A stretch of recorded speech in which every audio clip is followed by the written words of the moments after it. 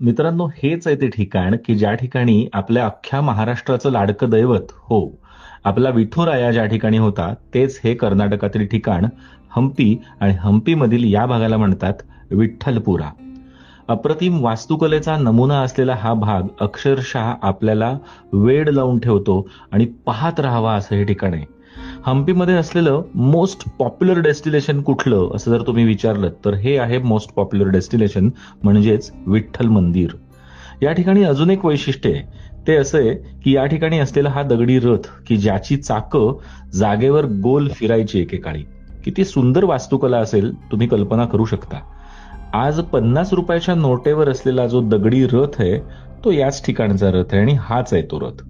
विठ्ठल मंदिराच्या प्रत्येक खांबांमधून सप्तसूर आजही ऐकू येतात. दगडी खांबांमधून सप्तसूर कसे ऐकू येतात याचं कोडं शास्त्रज्ञांना अजूनही सुटलेलं नाही.